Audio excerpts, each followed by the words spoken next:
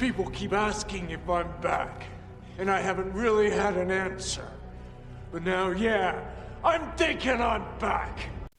Yes! In a world overflowing with movies, we need a hero. Someone to separate the bad from the good. Sounds like a job.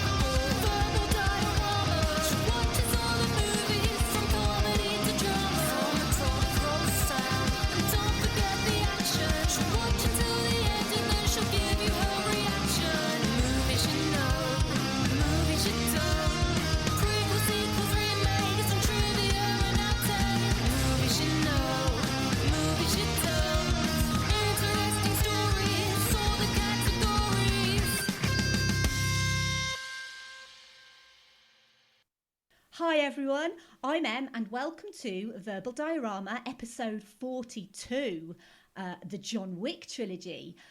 So you guys knew that this was coming because it's Keanu Reeves and I cannot get by, in the many months of podcasting that I've been podcasting without talking about Keanu Reeves at least once per episode. So this episode is literally... It's full on Keanu Reeves. It's 3 Keanu Reeves movies for the price of one, and it's peak modern Keanu. And it's pretty unparalleled, actually, on this podcast that I would talk about a trilogy of movies. I've talked about 2 movies in one episode, in Aladdin, because I talked about the original, I talked about the remake. But this is the first time that I've talked about a trilogy of movies.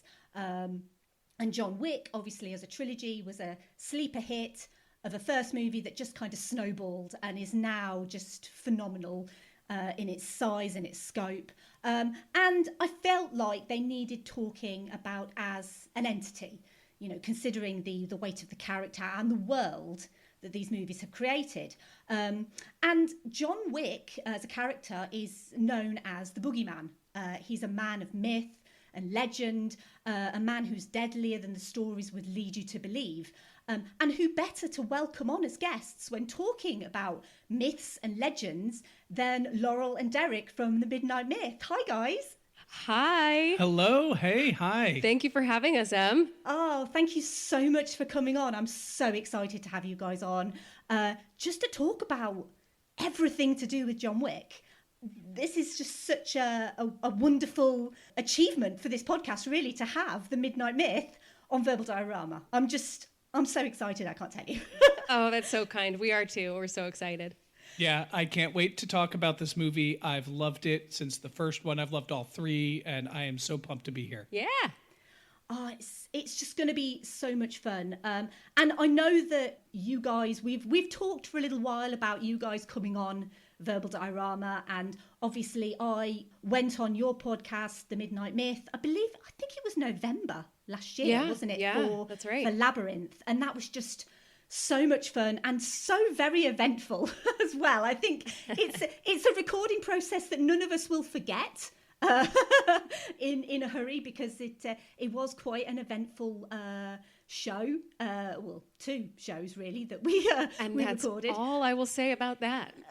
Yeah. But this is only going to be the once. So, as long as everything's recording, it's going to be the once. So yeah, what I wanted to do sort of in the interim was just kind of to give you guys just a bit of an opportunity to sort of, you can obviously plug your show and everything later on, but I just wanted to get you to maybe tell everyone a little bit about The Midnight Myth for anyone who's listening to this who maybe doesn't know who you guys and who your podcast is. Yeah, well, we're so happy to be here. We're The Midnight Myth. And what Derek and I do on our podcast is we take popular movies, television, and literature, and we sort of extract the mythological, historical, and philosophical themes therein. So we love to get really deep, really down and dirty with things like Lord of the Rings and Harry Potter and Star Wars, and figure out what's really going on underneath the surface. And we have a lot of fun doing it. Beautiful. And, I agree. That's what what it I is. do. Yeah, that is pretty perfect. And I'm not even joking. And anyone who follows me on Twitter or anything will know how much I love you guys, because your podcast is honestly one of the best podcasts that I listen to. And you know this because I tell you, like, all the time, that, you know, you guys always inspire me to, you know, be better, you know, at this. And I was like, there's literally no topic that seems as apt when we are talking about, like I say, about myths, really, because this is a character it's not based on any real myth, but he has this kind of lore behind him, just kind of based around his name. Like, every time a character mentions the name John Wick, everyone else in this movie is like, whoa, you're talking about John Wick. Like, it's just, and the way the movies kind of build up this legend, I find quite fascinating. So to be honest, we're not going to really kind of dilly-dally or anything like that. We need to kind of jump straight in because, guys, we've got 3 movies to talk about. So yeah, let's talk about the John Wick trilogy. Let's do it. Let's do it. Right. I've got synopses for each of the movies. What I thought we'd do is we'll go sort of down the cast first, because there's a lot of cast members that appear in all 3 movies. There's some cast members that appear in 2, and then there's some that appear in just the 1. So I've kind of split the cast between the 3 movies. But obviously the main guy in this movie is the one, the only Mr. Keanu Reeves. My future husband, you know, I'm just going to put it out there. I'm pretty sure he knows by now. But if he doesn't, then it's out there now. I think he's such a great actor. I mean, I wouldn't say he's the best actor in the world, in a sense that he picks his roles very wisely, and I think that the role of John Wick, I think, is so suited to him and the way that he portrays this character. And also, it's a bit, I feel like very much with John Wick specifically, is Keanu Reeves is the main person in the film, and it kind of feels a little bit sometimes like, does anyone actually else star in these movies, because it is so focused on Keanu. And obviously, I guess we can talk about him and you know, the character of John Wick specifically in a bit of detail later. But so the ensemble cast for all 3. So starting with the first John Wick, Michael Nyqvist as Viggo Tarasov, Alfie Allen as Josef Tarasov, Adrienne Palicki as Ms. Perkins, Bridget Moynihan as Helen Wick, Ian McShane as Winston, John Leguizamo as Aurelio, Lance Reddick as Sharon, and Willem Dafoe as Marcus. And then moving on to the second movie, the cast added Common as Cassian, Lawrence Fishburne as the Bowery King, Riccardo Scamacchio as Santino D'Antonio, and Ruby Rose as Ares. And then finally, following the third movie, it added Halle Berry as Sophia, Mark Dacascos as Zero, Asia Kate Dillon as the Adjudicator, Angelica Houston as the Director, Jason Mantzoukas as TikTok Man, and Jerome Flynn as Barada. And that's just kind of the main cast. I mean, there's loads of other characters that I just haven't even added to that list. So there's a lot of people in these movies. So let's just go through some quick synopsis. So I'll just go through all 3 of them, and then we can just blast through, guys, and just talk about whatever we want. Let's do it. Awesome. Just, well, obviously John Wick related. I mean, we can have a chat if you want, but ideally let's keep it John Wick related. So the first John Wick came out in 2014. I'm up.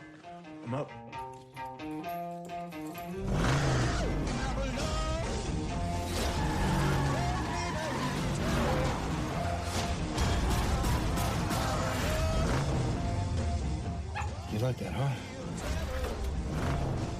Nice ride. Thanks. How much? Excuse me. How much for the car? She's not for sale. You have good day, sir.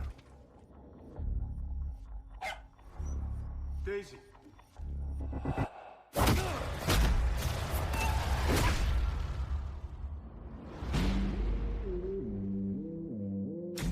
I lost everything. That dog was a final gift from my dying wife. Jonathan, you got out once. You dip so much as a pinky back into this pond, you may find something reaching out to pull you back in. It's personal. Where'd you get that car? What does it matter? It's not what you did, son. It's who you did it to. Nobody? But nobody.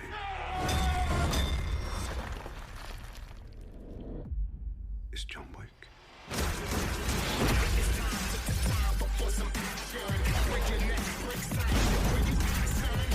You working again? No, just sorting some stuff out. Task your crew. How many? As many as you have. Hey, John. I thought I'd let myself in. People keep asking if I'm back. Yeah, I'm thinking I'm back.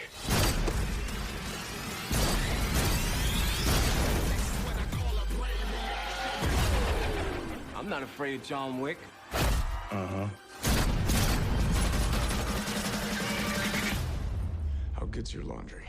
New one's not good. I thought not.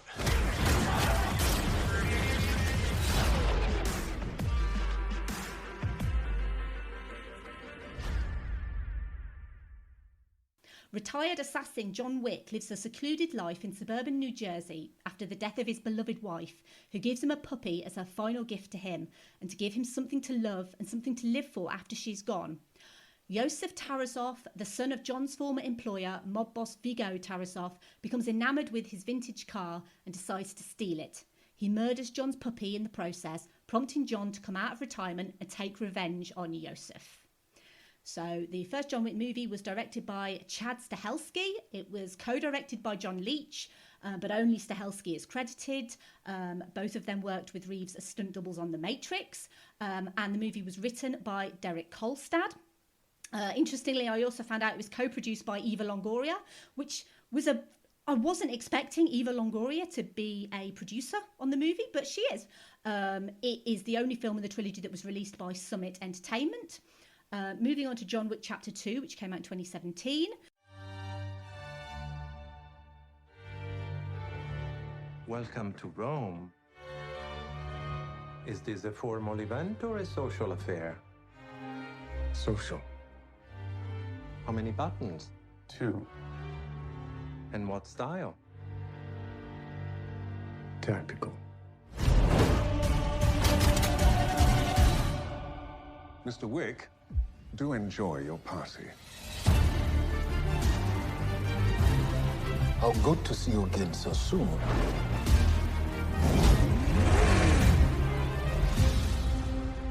You have no idea what's coming. You want a war? Or do you want to just give me a gun?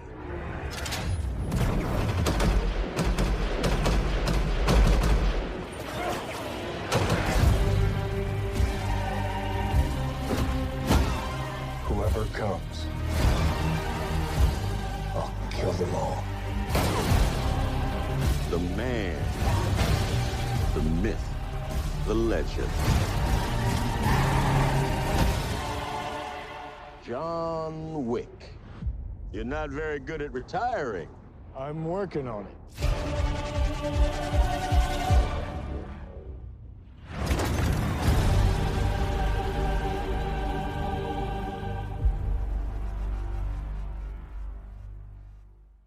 Immediately after the events of the first movie, John recovers his stolen car and is visited by Santino D'Antonio, whom John owes a blood debt, to use his skills to murder his sister and get her seat on the high table, which would make him the most powerful criminal in New York. John refuses, which is against the rules, and is forced to travel to Rome to undertake D'Antonio's bidding. D'Antonio then offers a $7 million reward for the death of John Wick to avenge the death of the sister he had killed. I hope that makes sense, because it doesn't when I'm saying it. But it anyway, does. It does. Okay. Yeah, that works. Again, the movie was directed by Chad Stahelski. Solo directed by Chad Stahelski this time. And it was again written by Derek Kolstad. And then finally, John Wick Chapter 3, Parabellum, came out in 2019.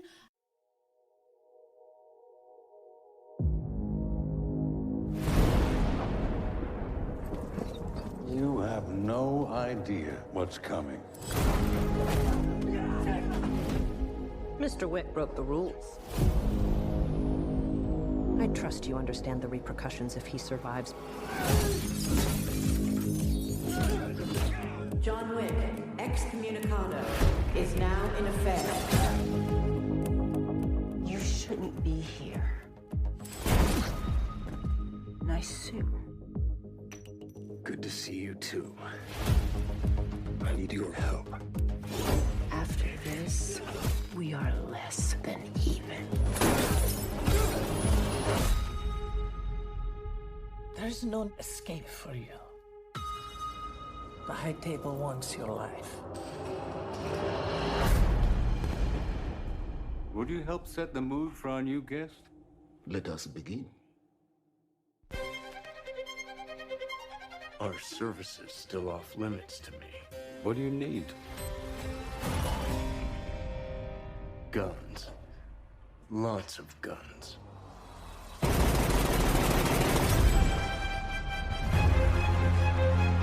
You think you can take John Wick? You've got a nasty surprise coming. I've been looking forward to meeting you for a long time. And so far, you haven't disappointed.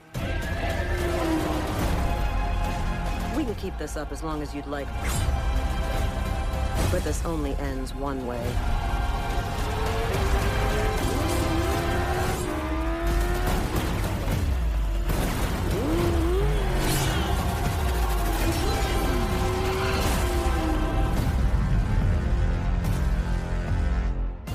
All of this for what?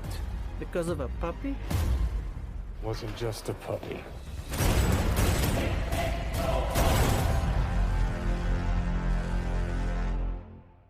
Now officially excommunicado, John Wick has no sanctuary and is on the run with a $14 million bounty on his head and every assassin in the world after him. John is forced to ally with old friends to get back into the High Table's favour before suffering the ultimate betrayal. Again, directed by Chad Stahelski, and this time written by Derek Kolstad, Shay Hatton, Chris Collins and Mark Abrams. I want to start with you guys, Derek and Laurel, and I just want to ask a simple question. It's only because I really want to get it out of the way, because I feel like with a set of movies like this, there's so much to love and so much to be just enamoured by, just the sheer kind of skill that you see on screen. So I thought it would be a really good idea to kind of get out of the way the things that we don't like about this trilogy. You know, anything about kind of specific movies in the trilogy, or anything that you don't like. I have something that I don't like. I think we might be in agreement with the thing that we all don't like. But yeah, I thought I'd ask you guys the question. Is there anything you don't like? Yeah, I mean, I'll preface this by saying I adore all three of these movies. I absolutely love them, and I love every second of all of them. But going through the exercise and preparing for this podcast with you, Em, which, by the way, thank you again for having us, I really thought the casting of Lawrence Fishburne, while perfect, opens up this sort of cheeky Matrix nod that we see in the third movie when Keanu Reeves, John Wick, says, "I need guns, more guns," directly quoting the Matrix. And for me, for like a series of films that are so stylized, that are so involved in their own mythology, it felt a little weird to see them pull another pop culture reference into it, because the John Wick world is so contained to me. It is so natural. Like, I really believe this world of super criminals and complex hierarchies and this entire shadow universe that exists alongside with us. I'm like, did they all see the Matrix? Like, what's going on here? And that was the one moment in the third movie in particular that I got kind of removed from the actual journey John was going through. It'd be the first thing I'd point to saying, like, you know, I didn't really like that. That's interesting, Derek, because I tend to like the Matrix nods, because I do feel like the movies are often very cognizant of the references they're making to other cinema, and it's really hard to avoid the Matrix comparisons when you're casting Keanu in such an action-heavy role. So I like it, but I think that's fair that you felt a little bit pulled out by it. For me, Em, I think I'm on the same page as you in that it's really, really, really hard to watch a puppy die. But I don't know if I can say that I don't like that. I mean, I hate watching it. I would love to fast forward it every time I watch this again, but for me, that's just the core of his character. And it's so deeply emotional and so affecting that I actually think it's one of the best things about these movies. If there's one thing that I don't like, it's that I think the later movies, while they get more stylized and, you know, better production value, and they grow the lore and they grow the world and the universe and get, you know, more affecting in a lot of ways, I feel like they distance from the character and from the raw emotion of like what happens when this thing that you love is taken from you. I think that's really the only thing that leaves me a little bit empty in the second and third movies. I understand where you're coming from, Derek, with the Matrix references. I think it does sometimes have this this ability to kind of take you out of this world. But I'm more in agreement with Laurel in that it's just a nice little nod. I think if they took it further and John Wick, after he said he wanted more guns, he went, whoa, you know, I think that might take it a step too far. Yeah, and be excellent to each other. yeah, exactly. I mean, John Wick's not really going to be excellent to any of the high table, is he? But right. It's just kind of against his whole purpose. But yeah, I think having Lawrence Fishburne, because Lawrence Fishburne he immediately adds this kind of this gravitas, I think, to the Bowery King, that I think it would be very difficult for another actor to kind of have that, because obviously him and Keanu have this history. But yeah, I don't think they overdo it. I think if they'd done another line or any other kind of nod to that series, it would have been a step too far. Going to what you said, Laurel, about the puppy, I am quite vocal about the fact that I cannot watch that scene. And whilst I would like to be able to watch that scene because of the context of, well, this is what triggers him into taking vengeance. And, you know, I can completely understand why the character would do that. I have such a visceral response to that because there's a bit of a story behind why I struggle to watch it so much, in that I have a cat at the moment. Everyone knows my cat. Her name's Jess. She's normally very loud in the background of my podcast, but she's shut out right now. But I haven't just had one cat. Back in the day, I had two cats. And obviously, John Wick came out in 2014. I didn't see it at the cinema, but it came out on a streaming service in 2015. Late 2015, early 2016 it would have been. But a week before Christmas 2015, my other cat, his name was Alfie, he got very sick, all of a sudden really, really sick. He collapsed, he started having seizures, and basically he got rushed to the vets, and then, you know, he made a miraculous recovery and everything was great, and he stayed in the vets overnight, and then they said, oh yeah, no, you can pick him up in the morning. And the morning I was due to pick him up, he had another episode and he died there and then. And it was probably one of the most awful experiences of my life to be told, oh, you know, you can go and pick your cat up, he's fine. And then, you know, him dying so very suddenly. And they said it was a brain aneurysm and that, you know, it was very peaceful, like he wouldn't have known, but still you kind of have this, you know, you go through this period of grief. And obviously because it was Christmas and after Christmas I thought, oh, there's this movie John Wick, yeah, I fancy a movie like that, you know, I need something to get my mind off this. And obviously I can laugh about it now, but back then I couldn't. I sat down to watch this movie and 14 minutes in, this thing happens.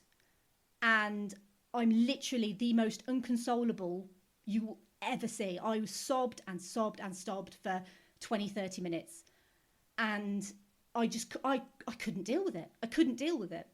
And every time I think of that scene now, I think of how I felt. And I really genuinely did try. I sat a couple of days ago and I thought, right, I'm going to put John Wick on. I'm going to sit and I'm going to watch it. I'm not going to stop it. I'm just going to watch it the whole way through. I can do this. Like, it's fine. And I sat and you get to the scene where the dog is barking in the night and John Wick wakes up and he goes down the stairs and he sees the two guys. And then I started getting these my heart started racing. And I started to feel like just genuinely very distressed. And I can't explain it, why I was, just having these very visceral kind of feelings. And I think it was because I knew it was coming. And I just paused it and I was like, I need to pause it. I can't carry on watching. And I kind of sat there for a little bit and I was like, no, I need to watch this. I need to get through it. But, just like when your brain is kind of just saying, no, don't do it. Do not put yourself through it. And I ended up just fast forwarding to the next chapter, like to 16 minutes. So I think the scene only lasts a couple of minutes. So I ended up 16 minutes in, sort of after that. And I genuinely tried. Yeah. But I couldn't. And it was just, it genuinely felt like, like a feeling of, I'm going to jump out of a plane. That sort of feeling of, just like fear, just like a really intense anxiousness of just watching a scene, and I just can't do it. And I really genuinely tried and I can't. And I do understand that this is the motivation. This is the primary motivation of his gets his car stolen and he's pissed, but the puppy is the real kind of emotional crux, because the audience doesn't care that his car's been stolen, because it's a car. It's just a car. A car can be replaced. But when you have that love for an animal, it's not the same as the love between human beings.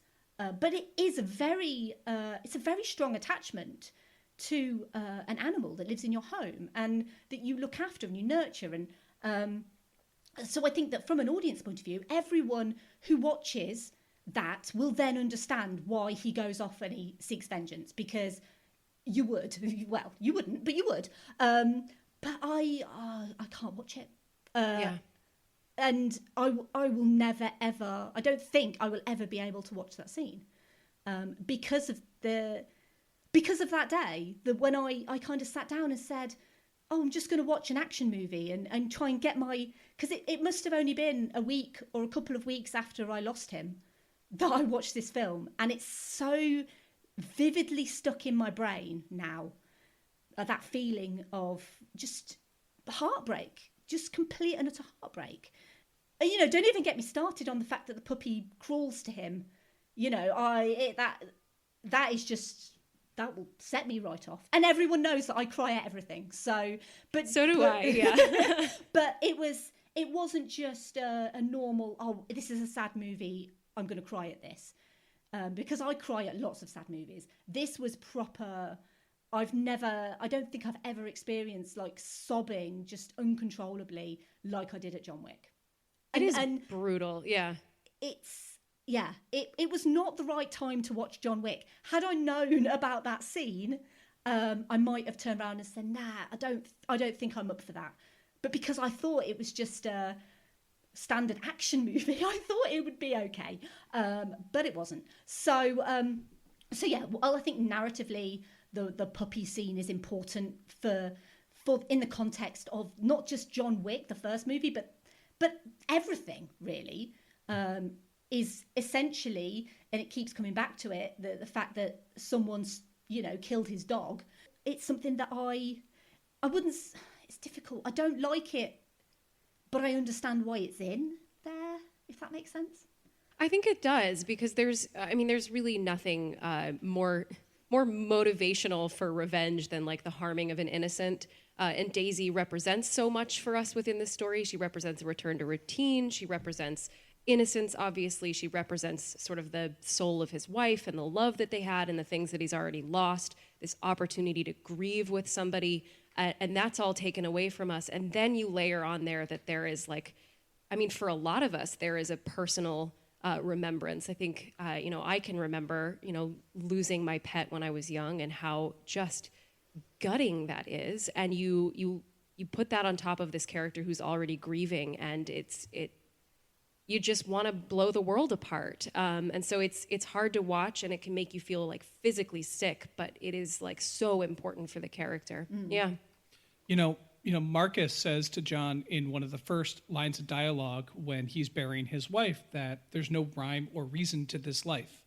And he is stating this is all just chaos. Anything that can happen will happen. And then John suffers this violent crime. And in a world, in a universe of John Wick where human life is relatively cheap, it can be bought and sold and bartered at high tables, and everyone is a super assassin. And a lot of faceless, nameless goons that just get killed without emotion, pity, or hesitation by our hero who we are cheering on. The death of a puppy is something that even an action movie setting up a world where human life can be killed in a second in creative and sometimes fun ways. I know that sounds pretty sick to say, but everyone will feel that grief because at some point in time we've all loved an animal, at least most of us have. And yeah, well, I appreciate you sharing that too, Em. That was very emotional. It's always going to be very much a part of the experience of watching the movie for me. But I don't want it to kind of sour the experience of watching the trilogy, because I genuinely enjoy watching these movies. Take out that 2 minutes. Whilst, narratively, it makes a hell of a lot of sense, because you could definitely argue that had that not happened, if it was literally just, a mob boss's son has stolen my car, I'm going to go out for revenge, you'd be like, well, hang on a second, like, that makes no sense. Like, he's stolen your car, and you're going off and you're killing a bunch of people for what reason now? So it had to be something that was so relatable to the general public and have emotion attached to it. And I'd argue as well that I'm actually really glad that they only do it once, because I feel like if they did it again, the audience would not accept it. Oh, I would riot. I would riot. Exactly. Yeah. We can obviously talk about the third movie a bit later, but there's obviously a scene in the third movie where a dog is shot at. Yeah. And I remember seeing that in the cinema and just go, no, they can't do this again. They cannot do this again to this dog. And obviously it turns out that the dog is absolutely fine because it's wearing a bulletproof vest. Of course. But if that dog had genuinely died in John Wick 3, I would have walked out of the cinema. I would just be like, no, I am not here for this. You've killed one puppy. You cannot kill any other innocent, defenseless animals in this trilogy. Like, that is the cardinal rule, and I think they will stick to it. They have a formula, and it's a winning formula. So I think it is definitely something that they are going to stick to. One of the things that I wanted to specifically talk about, and like I say, I don't think we should focus too much on sort of each individual film, but I think we should kind of talk about it a little bit. Obviously, we've talked about the introduction to John and the death of his dog and the whole revenge sort of after that. But obviously, the first John Wick movie is essentially a standalone movie because it was never set up to be a trilogy. You could watch John Wick, you could get to the end of John Wick, and it is very self-contained. It's stylized, but it's not as stylized as maybe some of the later movies, because like I say, I think they found a formula and they kind of went with it. But one thing that the first John Wick movie does very well is it sets up this legend of John Wick, because when the movie starts, all you know is his name is John Wick. You don't really know anything about him. the things that you learn about him are the things that other characters tell you. So the other characters will say, like they mentioned that he killed 3 guys with a pencil. And you kind of get this image in your head of this guy. They call him the Boogeyman. They specifically call him Baba Yaga. And it really does a great job, I think, of setting up the legend, I guess, of a man that looks like a pretty good-looking, handsome, husband material kind of guy.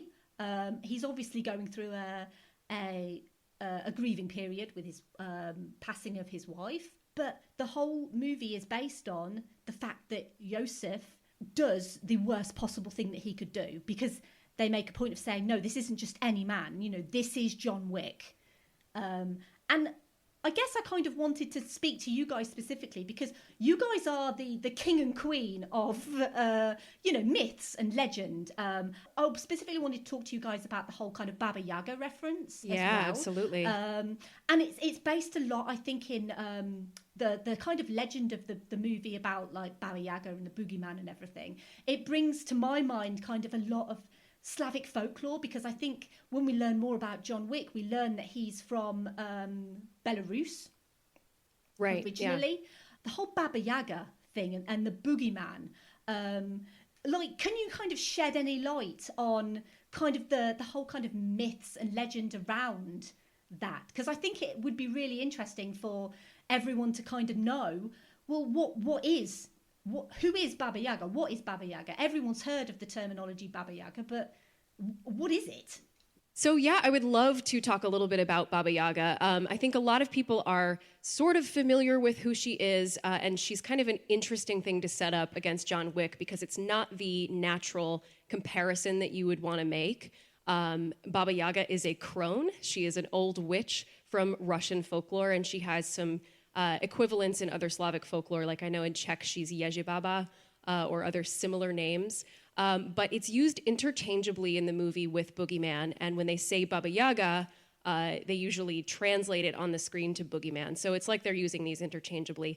I think it's possible that the screenwriter may have misused the word in the first place because there is a Slavic Boogeyman who's more traditional, like he spirits away your children and is a male figure named Babaika, which roughly translates to the sack man. So I think it's definitely possible that they got that a little bit wrong, but they have definitely committed to it in later movies. So Baba Yaga, like I said, is a crone.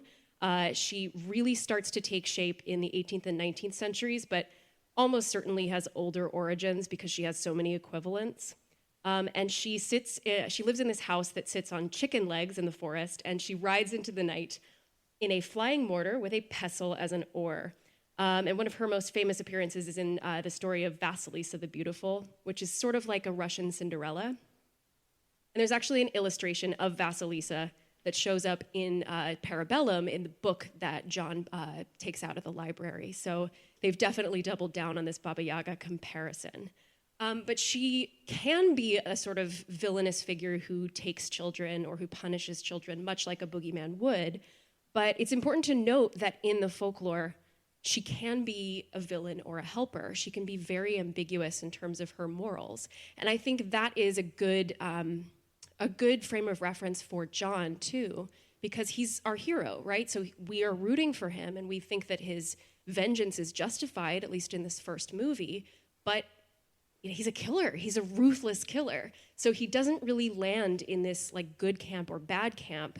And it's very hard to sort of morally get your head around him. So he definitely takes that kind of ambiguous Baba Yaga role, despite not being, a crone who rides in a mortar and pestle. Pretty cool, yeah, definitely. Thank you for going into that history of Baba Yaga. Just to kind of take it back, as we're recording this, because we're actually recording this over Easter weekend, so thank you guys for making your Easter weekend available. I mean, obviously, it's not like we're doing anything else because everyone's social distancing, everyone is isolating right now because of coronavirus, but thank you anyway. But my most recent episode that I put out was Hellboy. And whilst the 2004 movie doesn't reference Baba Yaga, the 2019 remake does.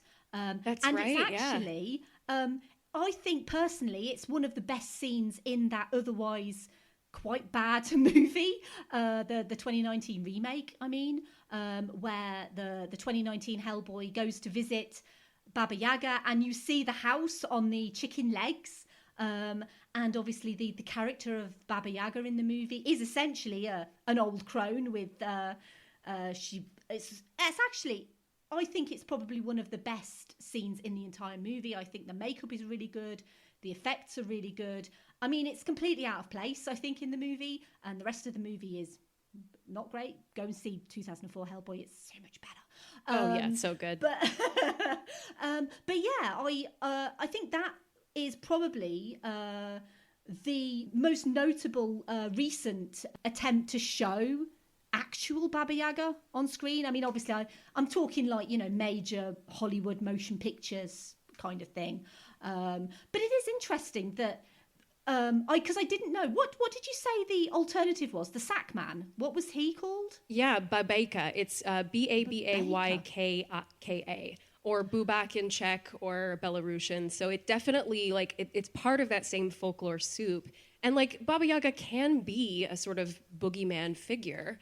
But it's not as obvious. I kind of like that they lean into it and they eventually totally embrace this character, because she is very ambiguous and she is a kind of liminal figure. She's also she's a patron of the forest. She knows all of the animals, so she has this deep connection with the forest creatures. And obviously John Wick is heavily associated with dogs, not just through Daisy, but throughout the entire film series. So we're once again sort of forging this connection of this character who lives in multiple worlds and has a connection with dogs or animals especially. Yeah, it is interesting. It does make you wonder whether they accidentally referenced Baba Yaga, or whether they actually meant to reference... I'm sorry, the name has completely gone out of my head. Babayka, Babayka. Because it does sound very similar. It does, yeah. Like you say, they've kind of gone with the Baba Yaga references now, and I think it's kind of become very synonymous with the character and with the movies now. The whole, Baba Yaga, Boogeyman, the fact that he's referenced throughout the whole trilogy as that character. And obviously, they do attempt to talk about the myth of this character in the first movie, but the actual world building and the rules specifically come into play sort of more on the second and third movies, where as they expand this universe, it kind of goes from just being located in one place. So you've got the Continental in New York, and for it solely based in New York, to becoming worldly. And in the second movie we travel to Rome, and in the third movie we travel to Morocco. So it kind of gets bigger, the world of John Wick universe, which interestingly I was researching on the internet, and obviously there's a lot of information on certain pages, like Wikipedia and stuff like that. But one of the things that actually tickled me a little bit was the actual John Wick wiki is just called John Wiki, which just makes so much sense to have. That's so a John good. Wiki. But the one thing that this movie does specifically is it kind of sets up this very kind of hyper-realistic look that each movie kind of elaborates even more on, because obviously these movies get more expensive as we go, and we'll talk about figures and stuff later, but it's very kind of, the colouring is very neon. It's very, it feels very New York. The first movie feels very set in New York with all these kind of very neon colours, very, lots of blue lighting, and it's obviously shot in such a way to make the violence feel very sort of realistic, but very stylistic as well. And like I say, it's something that each movie kind of expands on. And violence is obviously something that's kind of a theme of the movie, and each movie kind of tends to get a little bit more violent. But for this movie specifically, obviously John starts the movie in retirement, and he comes out of retirement to enact this revenge. But I guess I just kind of wanted to ask you guys, and it's kind of maybe a theme sort of throughout, but specifically in the first movie, because I feel like the second and third movies is he does things out of necessity because he has to, because he has markers and he has blood oaths and all of this stuff. But do you feel like, obviously, with his retirement, he settled down with a beautiful wife who unfortunately passes away from an illness, and he has a choice to make. Does he go back into this world that he wanted out of, or does he basically go back into it, or does he stay out of it? And he chooses to go back into it, and he opens up this massive can of worms. But do you guys think, from looking at the character of John Wick and what we know of John Wick, do you feel like it's something that he actually misses? Like, he actually loves this life. He chose to step away, but now he kind of has nothing else. He's lost his wife, he's lost his puppy, the last thing that was linked to his wife. Do you think that he actually wants to be this person? He wants to be the boogeyman? Or do you think he is genuinely just doing it out of necessity? And that's a really, really big question. You know, I look at the first movie, one of the pivotal scenes to John's character is when he gets captured, and he is there and he is being essentially held against his will. And, oh God, I'm blanking on the Russian officer's name. Vigo, yes. Thank you. Vigo says that he and John are the same and that they are cursed men, and that God set John against him just as God took his wife away. The things that they did before the events of this movie took place fundamentally cursed them in the eyes of God, and that they must now be trapped in this world of violence.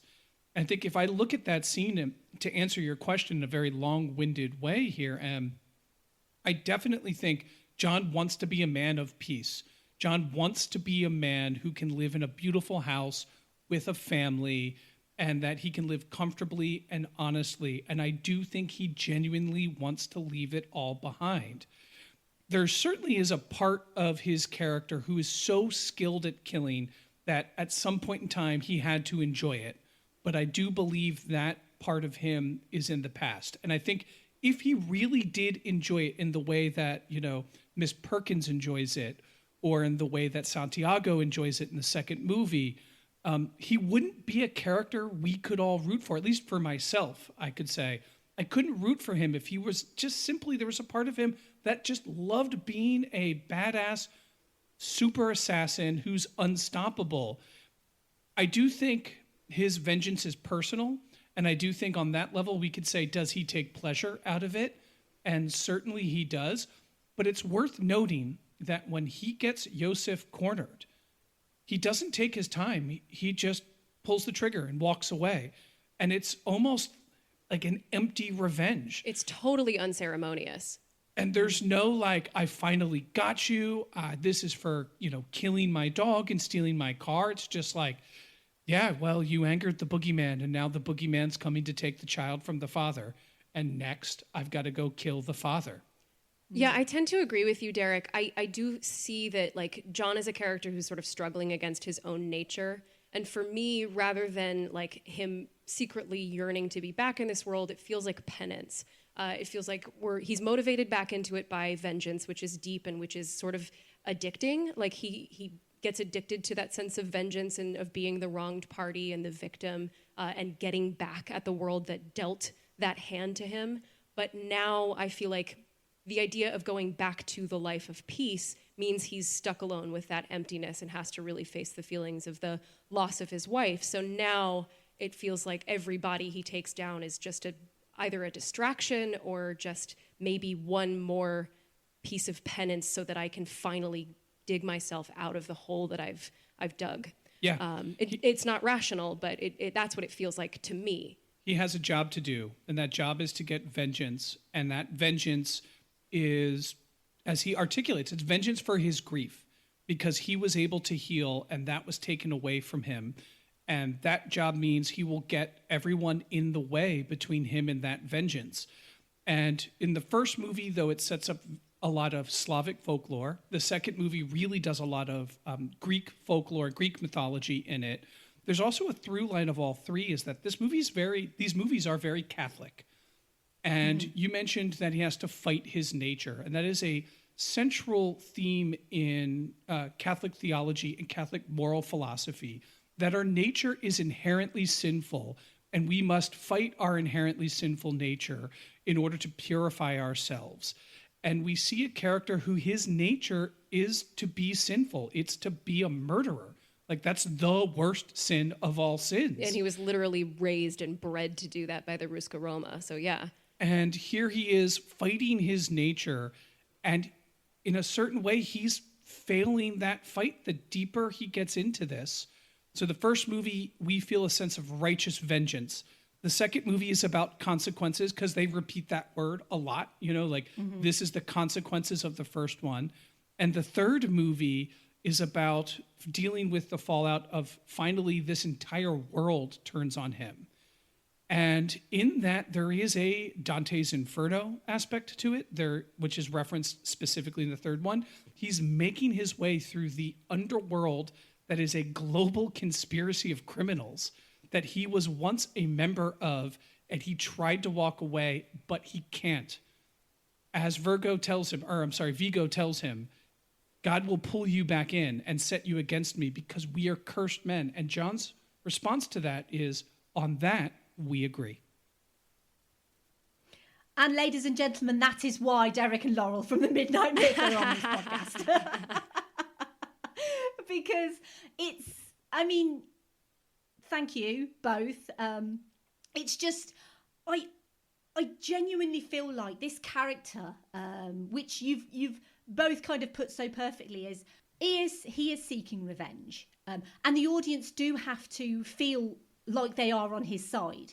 The one thing that I kind of always come to is the fact that John, he wants to dig himself out of the hole. Like Derek, you mentioned, he wants to kind of dig himself out of the hole, but he only ever seems to dig himself deeper. And I think that's kind of where the second and third movies really kind of expand the world that we're currently in. Because with the first movie, I think, had it not done as well as it had, it would have just been a standalone Keanu Reeves movie. It starts, it ends, and theoretically at the end, it's the end of that story. And then you put it on the shelf and you don't kind of worry about it again. And then in the second movie, which, sort of you guys going into the kind of deeper themes like Dante's Inferno and all of that. All of that is, I'm not even going to lie to you, all over, completely over my head. So yeah, that, any time you guys want to kind of go into these kind of deeper themes and meanings, Catholicism, that sort of thing, feel free, because that is why you are here. That is why I was signing your name on the dotted line and saying you guys are coming on for John Wick. But the thing that I always kind of come to is in the second movie, obviously, like I said, this expands the world. We end up in Rome. We have these beautiful shots of this rave in the catacombs, and the death scene of oh crikey, her character name escapes me. Is it Gianna? Yeah, it's Gianna D'Antonio. Yep.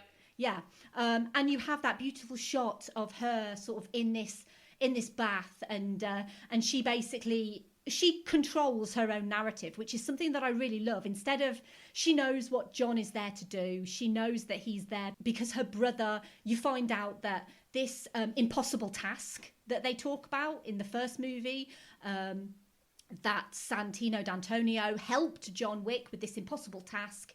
So therefore, John owes him a debt. He has a marker against John. We find out all about markers and about these blood oaths specifically.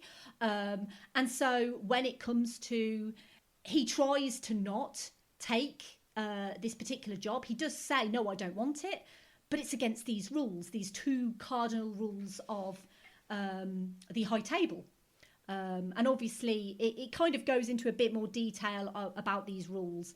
But essentially, you can't do any business on continental grounds. And the other rule is if someone has a marker against you, then you must honour that marker. So John tries not to. He ends up getting his house blown up by Santino. John is kind of pushed up against a corner there. And it's something that the second movie kind of goes into a bit of exposition mode as to explain why.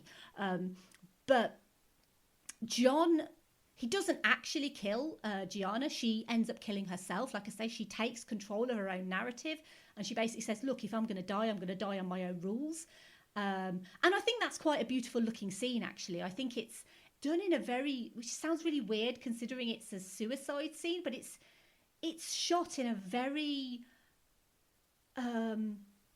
nice way, which sounds really weird because it's romantic. It's big R romantic.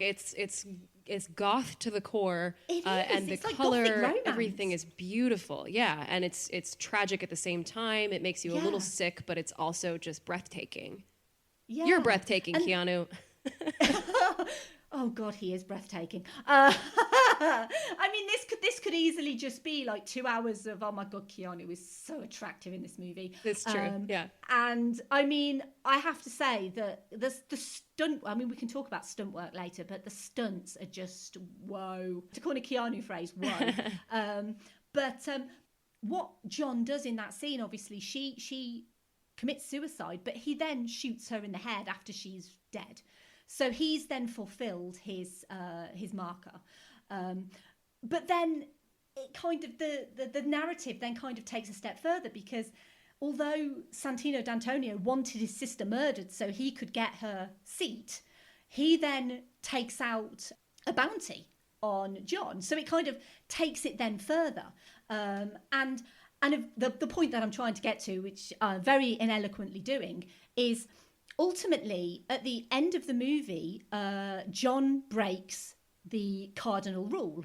Santino is in the Continental, and also John is in the Continental. So Santino only does that because he knows that he's safe, that nothing can happen to him in the Continental. So he tucks into some nice food and basically pisses John off even more. And John again has a choice. Does he leave Santino alone and honour this rule, this one of these two cardinal rules, or does he shoot Santino D'Antonio in the head? And he chooses to shoot Santino D'Antonio in the head. And the character of John Wick, we still root for him, even though he's essentially breaking this rule. And you do kind of have to ask yourself, if he knows that he's going to be punished, why does he do that? And we know it's to obviously forward the story on and to create more drama and to kind of essentially create a third movie. But you do have to kind of ask yourself the question, is it that he literally reaches the end of his proverbial wick, excuse the pun, and he just kind of can't take Santino anymore? But by doing so, he's actually digging his hole even deeper. So he's becoming more entrenched in this world rather than getting out of it, if you kind of see where I'm trying to go. So it feels like John is his own worst enemy. Really. Yeah. Well, it's a choice that's really hard for me to get my head around, because obviously we don't have the same sort of emotional motivation as the death of Daisy in this one. We get a sense that there is a connection between John and Gianna, and there's a history there. So he feels something about that and having to fulfill that. But all he really loses in this movie is his house. And yeah, that's a lot. If I lost my house, I would be pissed. But like, it's not as emotional a connection. So it is hard for me to wrap my head around why he makes that choice in the lounge in the Continental, because it's not like killing Santino is going to solve anything. It's only going to make it worse. And so I kind of have to justify it with that either it's so that we can continue to expand this world for story purposes, or that John really just cannot resist going further. He cannot resist, continuing to bring the pain. Yep. I think it's worth pointing out in all three movies, the quote-unquote rule of the Continental that you can't conduct business there is broken, and by different characters for different reasons. It reminds me that, in particular in medieval, Western European history, The idea that there was church ground and that church ground, when it is consecrated, is literally a part of the body and flesh of Jesus Christ. And because it is literally that part of that body, you can't do violence there, because if you do violence there, you're doing violence against God. And in many ways, the Continental is supposed to feel like that. It's this special place where, even though you might have the most violent of killers, such as medieval knights or modern super assassins, they go there, they're not allowed to kill people. And the reality is that's total BS. It was BS in the Middle Ages. It's BS in John Wick. The first movie, there's an assassin. There are two assassins that try to kill John in the Continental. The first is William Dafoe's character, who tries to shoot him while he's sleeping. And then that leads to the fight with Miss Perkins, in which she is apparently the offender who's broken the rules, and John's just defending himself, so he gets a pass. In the second one, here is John confronting this just absolutely terrible, terrible person who is willing to kill his own sister to advance his own agenda, and then kill John Wick, who he forced him to do it. At the end of the day, if the Continental's protecting him, what good is the Continental? What kind of sanctuary? So no matter how bad you are, there's sanctuary. So yeah, I get it. John Wick is like, no, at this point, I'm righteous retribution. And this entire idea that this is sacred is a fundamental lie. Like we see John literally shooting a priest and burning down a church in the first building. And then in the third movie, the Continental gets deconsecrated because of a phone call, and it becomes the site of a major battle. Yeah. So it shows you how arbitrary it is, and John's really just raging against the machine. This world is about violence. It's about force. It's not about rules. There are no rules when everyone that's in this world only respects one thing, which is you do what I say or I kill you. Well, that's not a world with rules. That's authoritarian. And we see John shattering that authoritarian illusion in the second movie. And in the third movie, we see them just completely blow this entire place up. If it could be deconsecrated because of phone call, it was never really a consecrated piece of land, right? Because the idea of it being consecrated is you can't take it back. Like, you can't deconsecrate something once it's become the flesh and blood of the Savior. Like, that's undoable. And the fact that they can undo it means that it's just a hotel. And that's all it is, a hotel that can sometimes give sanctuary to a bunch of ruthless killers. And other times, ruthless killers will kill there. And yeah, there are consequences to all actions. But to me, yes, it drives John deeper in this world. But to me, I come back to the idea the world's never going to let him go to begin with.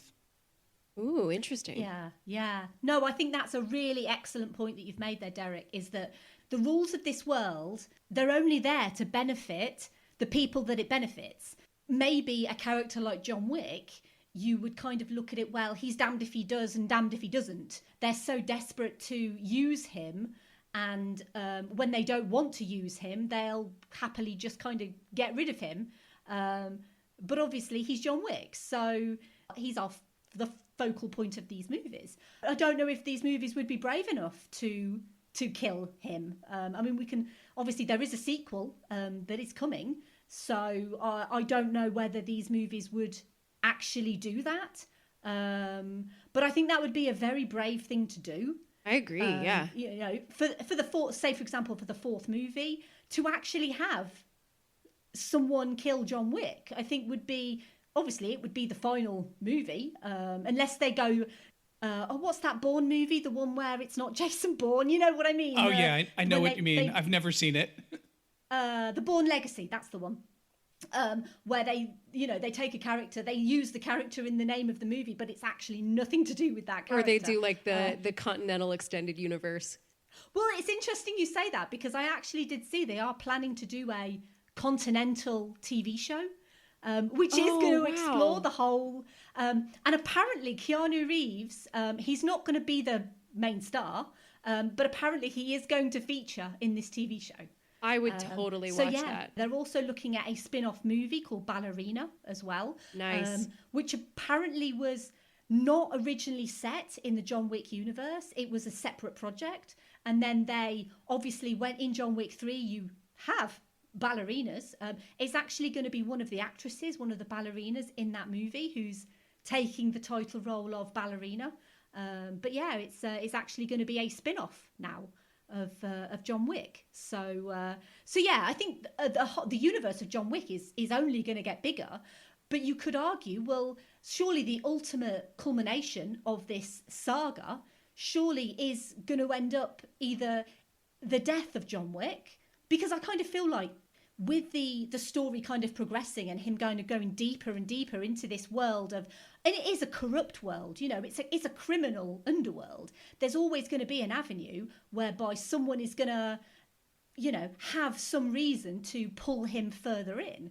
So if you think about it, the only way that he's ever going to get out is either the way he got out before, with this impossible task, so to speak, that only he can do, or his ultimate demise, which is actually quite depressing. And I kind of feel like maybe we shouldn't be talking about the death of John Wick, considering it's obviously...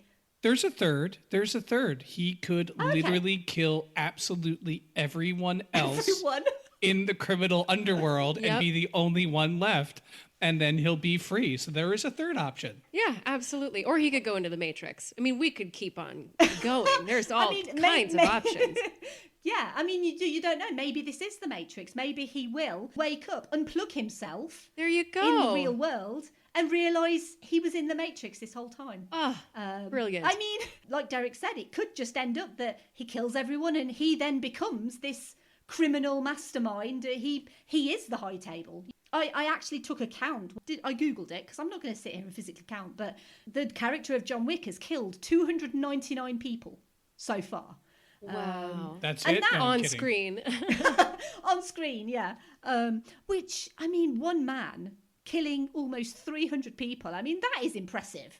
That is seriously impressive. You must get up very early in the morning, John. I mean, to have that kind of focus and... commitment and sheer will. Commitment, will, reflexes, skill. He's physically fit, obviously. You know, find yourself a man who can be that committed and skilled, you know, to be able to kill almost 300 people. I mean, obviously don't find yourself a man who kills. That is not a good idea. I like a bad boy, but that is kind of going a bit too far. It is interesting, kind of looking at this world that the John Wick saga has kind of explained and put together for us over these 3 movies. And we've talked a little bit about the first and second. We have kind of gone into the third a little bit, but the third movie we obviously find out more about John's backstory. We find out his real name is Jardani Jovonovich. I think I got that right. And that he was born in Belarus. We find out that he's obviously been trained over a period of time. When we visit Angelica Houston's character, the director, we see what's essentially a school. We see all these young men who are being taught how to fight. We see these young women who are being trained in dance.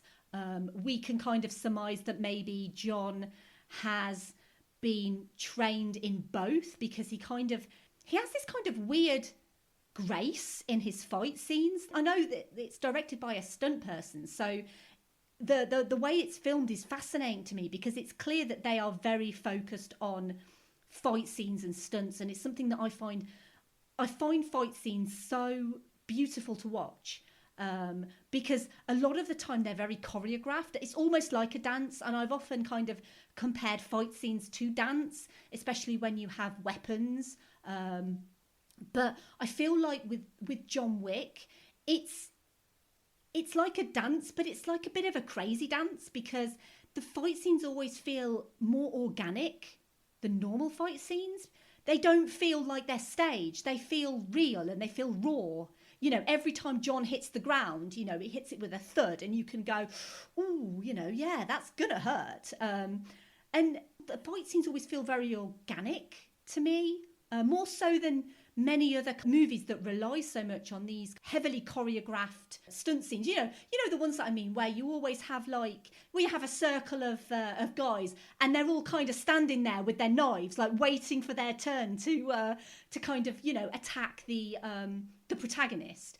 Whereas in these movies, it feels very organic that you have a group of guys, they all kind of go for John Wick, and John Wick is kind of fighting each of them off, and there's no kind of real let up. It's always kind of very fast paced in that, and it feels very real to me. I don't know what you guys kind of think of fight scenes generally, and the choreography of them, but I don't know, to me it just feels like it feels a lot more real than a lot of other action movies. Yeah, I think one of the reasons that it feels that way is because at least in the third one, I started to pay more attention to this, but I think it's the case in all three. There are a lot of long takes where we're actually seeing all of the movement in the camera rather than cutting 25 times in a second like a Michael Bay movie. So we're actually seeing how the body moves through space. And that is an incredible testament to the director of photography as well as the fight choreographer, because there are scenes where we're in a hall of mirrors and we don't see a single camera,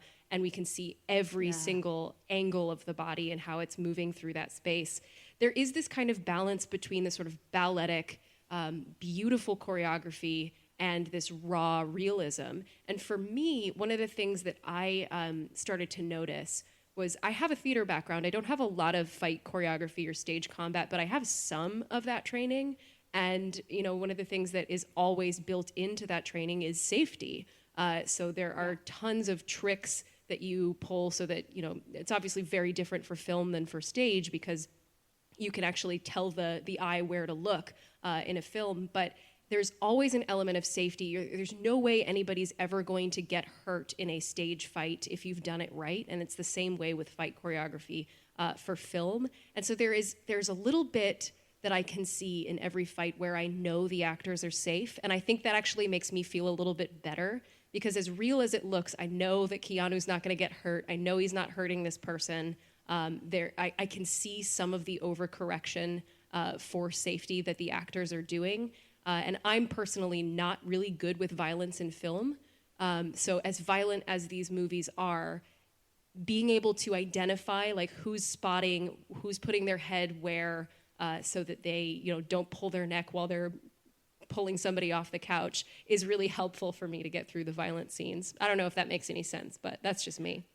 Yeah, I think it does make sense, and it's interesting actually that you can watch these movies and you can see the safety aspect, because I think a lot of people would watch these movies and just kind of see, oh well, John Wick's kicking ass again, and like you, I mean, I'm not a massive fan of ultra violence, but I kind of feel like it feels real, but it also feels very stylistic. And I think it, like I say, the use of colours is something that I kind of looked into specifically. The use of the director was basically saying that they use colours sort of within scenes to kind of give the audience a way to emote. So they use a lot of red if they want you to be angry, and they use a lot of blue if they want you to feel calm, and then they use kind of sepia or yellows or oranges to kind of a feeling of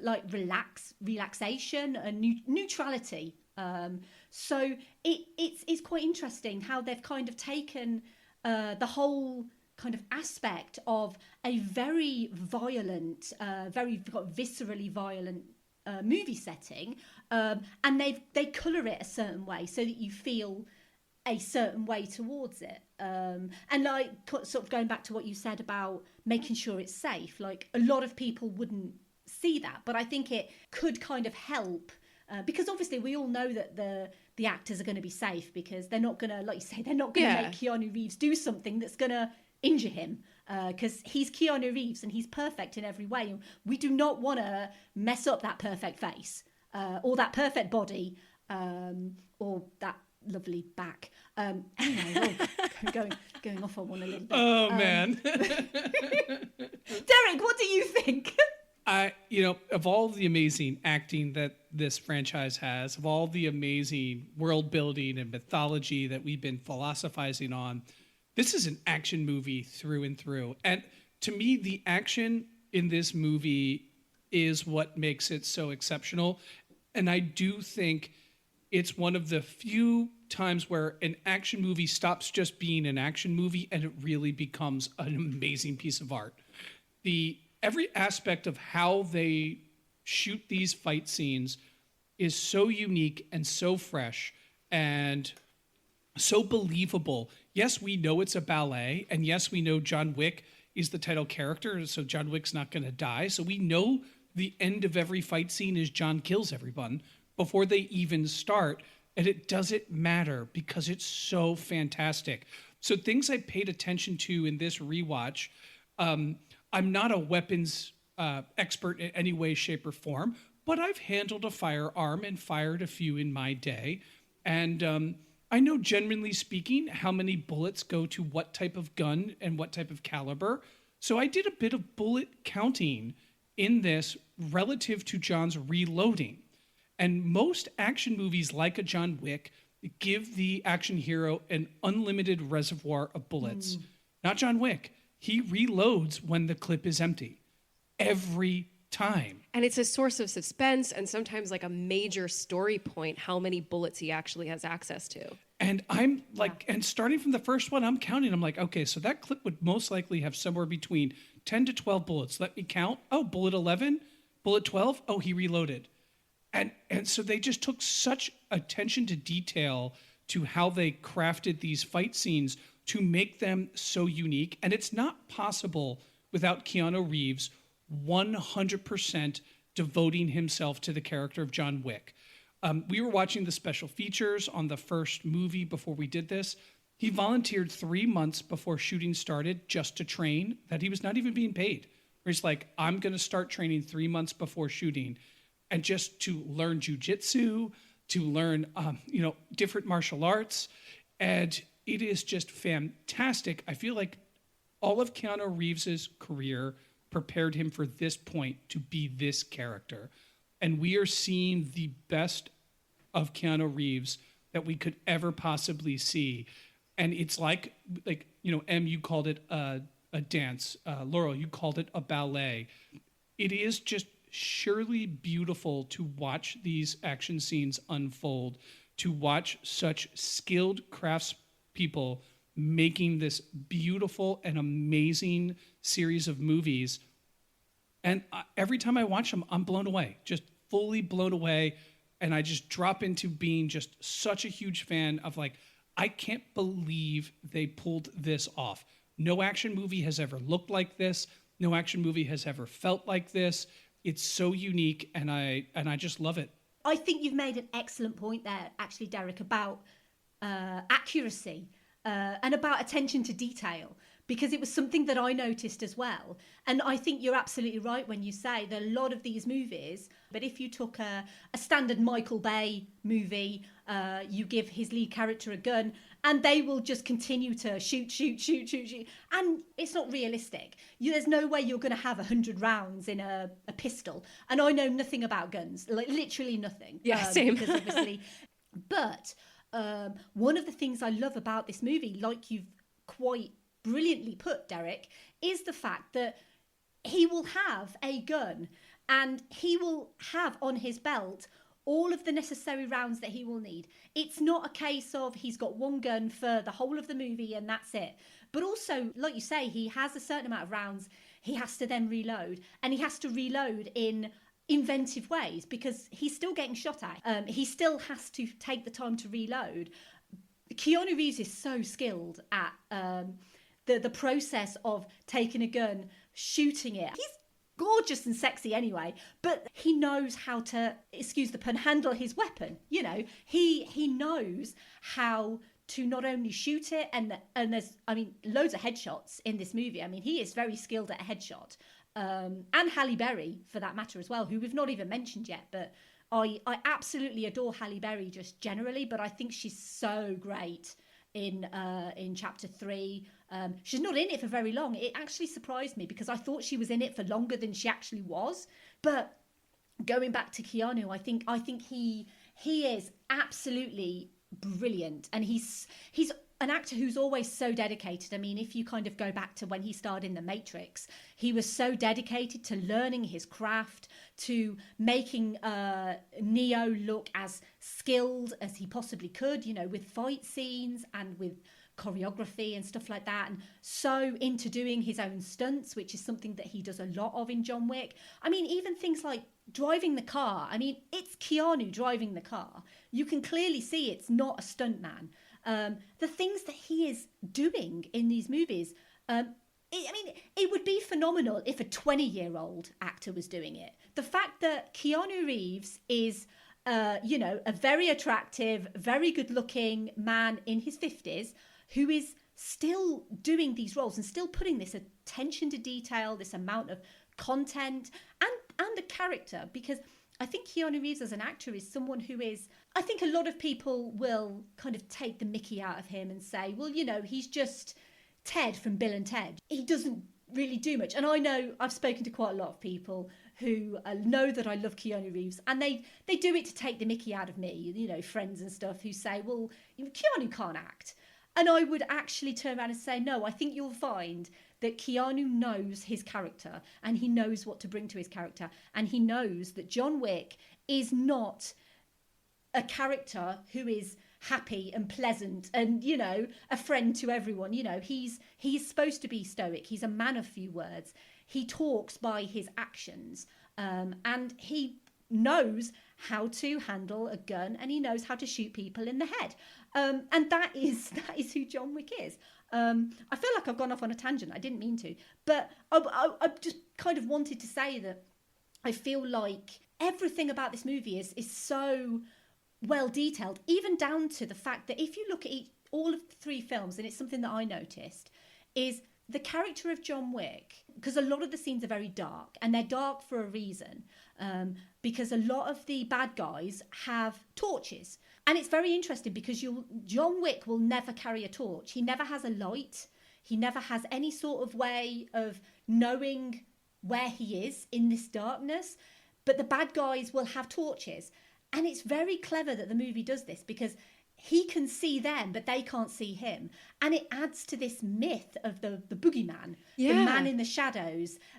Because if you watch these films again, and it's something, like I say, it's in the first, second, and in the third one as well, you will see that he never has any sort of light, never has any torch, anything like that. But the bad guys always do. So he can always see them, but they can't see him. And I just think it's a great addition to this character, this myth of the boogeyman. That's a really, really good call out. So Derek and I did a recent episode where we actually went into quite a bit of detail on all of the different kind of cultural references to the boogeyman and how every culture has a version of this, but very few of them have a concrete description of what the boogeyman looks like. It's just, you know, the creature under your bed or in your closet or out in the woods who will get you if you misbehave. Nobody knows what he looks like. He's the epitome of the unknown. And that's kind of the same for John Wick. He's obviously recognizable, but the name means a lot more than the actual appearance. So knowing that he is the shadow sort of slinking through the darkness that you can't see sneak up on you really lends to that whole boogeyman mythos. That's a great call out. Like I say, it's just something that I noticed, and I just thought it was really interesting that they did that, because you would think that he would need to see in the dark, but he doesn't. He's just so instinctive. And essentially, you know, he is a killer. You know, let's not kind of sugarcoat the fact that John Wick, he's killed 299 people. He is essentially a killer. And yet we're still kind of rooting for him because we're so attached to him. And I think having Keanu in the role definitely helps. I kind of feel like, is there another actor who could do this? I mean, it's so synonymous with Keanu now that he is John Wick. Keanu is so kind of universally beloved by everyone. I don't think there's anyone who would turn around and say, I don't like Keanu Reeves, he seems like an absolute dick. Because he genuinely seems like a very nice man in real life. He's, as I keep saying, incredibly attractive man. everyone loves him.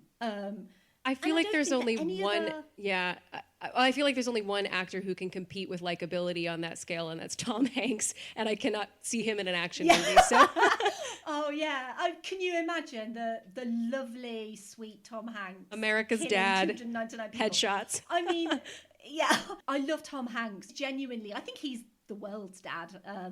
He's just so nice. He's so likable. This movie is obviously set in the modern world. You know, everyone has smartphones or, well, mobile phones. I don't know if they're especially smart, but they get text messages to let them know about, recent bounties. And obviously, pretty much everyone in the world knows that there's a bounty on John Wick. And it's basically a bit of a free-for-all once he becomes excommunicado in the third movie. But the thing that fascinates me the most is we learn about the High Table, the criminal organisation, these so-called heads of that sit at the High Table. We also learn a little bit about the way that this underworld kind of works. And whilst the movie is obviously set in the modern day, it's all very kind of retro, really. This kind of pledging fealty to an organisation kind of feels very oldie worldy. And when the hits go out on John Wick, when he is excommunicado, it's all done in a very kind of retro setting. You know, these people, they type at typewriters. They have this sort of chalk scoreboard which they write on. They have these very old phones in this kind of office setting with these secretaries who take the calls, and it's like very 50s, like very retro 50s, where they have to plug the calls into the switchboard. Switchboard, yeah, thank you. Yeah. The whole, where they pay for everything in gold coins, and this the whole kind of markers and blood oaths specifically.